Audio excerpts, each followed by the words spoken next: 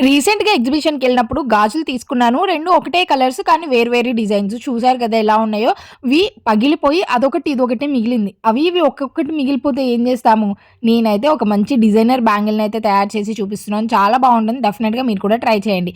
ఇట్లా గాజుని తీసుకున్నాం కదా! నేనిక్కడ బాల్ చైన్ తీసుకున్నా. ఇది మనకి మార్కెట్‌లో చాలా ఈజీగా దొరుకుతది. అండ్ ప్రైస్ కూడా మీటర్ ఒక రూ. 10 ఏమో ఉంటది అంతే. ఒక రీల్ మొత్తం తెచ్చుకున్నారు అంటే మనం ఇలాంటి బోలెడన్ని చేసుకోవచ్చు. ఇప్పుడు ఈ గాజుని తీసుకొని కొంచెం గమ్ అంటిచ్చేసి ఈ బాల్ చైన్ గాజు మొత్తం కూడా అంటించేయాలి. లాస్ట్‌లో కూడా ఇంకొంచెం గమ్ పెట్టి సెక్యూర్‌గా టైట్‌గా పెట్టేసేయండి. మీకు కావాలి అనుకుంటే అక్కడక్కడ గమ్ పెట్టి కూడా అంటించుకోవచ్చు. పూర్తిగా ఆరిపోయిన తర్వాత మనకి గమ్ ఏం పెద్దగా కనిపించదనమాట. ఇవి ఇప్పుడు సైడ్ బ్యాంగిల్స్‌గా తయారైపోతాయి.